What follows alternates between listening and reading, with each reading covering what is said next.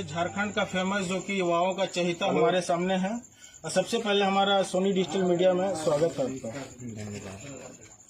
Sir, सबसे पहले पूछना चाहेंगे कि जो धनबाद लोकसभा से मुस्लिम प्रत्याशी पहली बार दिया गया है आपके पार्टी द्वारा, क्या कहेंगे, समाज में क्या संदेश जाएगा?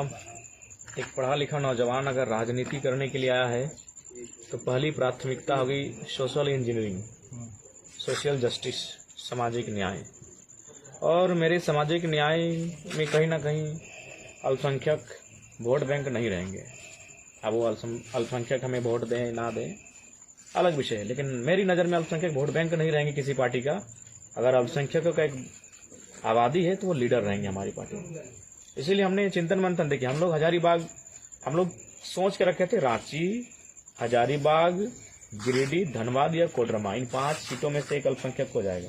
लेकिन कोडरमा में हमारे पास तगड़े प्रत्याशी थे मनोज जी, हजारीबाग में भी हमारे पास अच्छे प्रत्याशी थे संजय जी, रांची में भी हमारे पास प्रत्याशी थे देवेंद्र जी, गिरिडीह से हम स्वयं हैं, तो लिहाजा धनबाद सीट बच रही थी। धनबाद का दिशा और दशा बदलने का क्या मैनिफेस्टो रहेगा?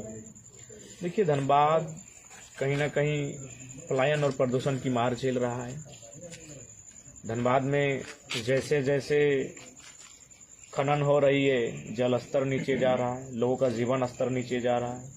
तो हम लोग सबसे पहले रोजगार पर बात करेंगे, स्वरोजगार पर बात करेंगे, प्रदूषण नियंत्रण पर बात करेंगे, और माइंस जो अनियंत्रित होकर माइंस के कार्य हो रहे हैं वो नियंत्रण के साथ कार्य करें। जो कंपनी एक्ट, माइंस एक्ट हैं, उनके गाइडलाइन को फॉलो करते हुए काम करें। इसके लिए हम लोग आवाज को बुलंद करेंगे। पलायन कैसे रुकेगा? मूलवासी आदिवासी को यहाँ पे नियोजन नहीं मिलता है, जो कि सरकार से 75% है, जो कि देखिएगा पूरा झारखंड में 30% भी नियोजन नहीं। देखिए, पलायन रोकने के लिए हमें सबसे पहले दिल्ली में जो नेता का आगे पीछे घूरता है, चाहे मुखिया हो, संसद हो, विधायक हो, उसी का लड़का लगता है, बाकी बात नहीं लगता। लेकिन उसके लिए हमारे पास वैकल्पिक साधन तैयार करने होंगे, हमें विकल्प के मार्ग तलाशने होंगे कि कैसे पलायन रुकेगा। जहाँ तक धनबाद का विषय आता है, मुझे लगता है धनबाद में पर्यटन को हम लोग बेहतर कर सकते हैं। लंबी चौड़ी हमारी सड़कें हैं, ट्रांसपोर्ट के माध्यम से हम लोग आगे जा सकते हैं। कुछ हिस्सा खेती के लिए फेमस है, तो हम लोग खेती में दूसरी फसल के माध्यम से आगे जा सकते हैं। हम लोग छोटे छोटे लघु उद्योग, कुटीर उद्योग के माध्यम से आगे जा सकते हैं। और इन विषयों पर अगर हम लोग सदन में रिप्रेजेंटेशन रखेंगे, और सबसे खास बात है कि हमारे यहाँ कच्चे पदार्थ बहुत हैं, बहुत सारे कच्चे पदार्थ हैं। उन कच्चे पदार्थ को यहाँ से निकालकर दूसरे राज्यों में लेकर जाते हैं, दूसरे राज्यों में उनको पकाया उनको काम में लाया जाता है। तो मेरा कहना है कि अगर आलू हमारे पास है तो चिप्स हम ही बनाएंगे। निरसा विधानसभा में 2 डैम है, माइथन और पंचित का बने हुए 65 साल हो गए, लेकिन निरसा वासियों तक पानी नहीं पहुंचा आज तक, जो कि बंगाल के पुरुलिया के क्षेत्रों में बंगाल में पानी जाता है, लेकिन झारखंड में हमारा निरसा विधानसभा में नहीं आता है, जो कि निरसा विधानसभा के अंदर बड़ा बड़ा 2 डैम है।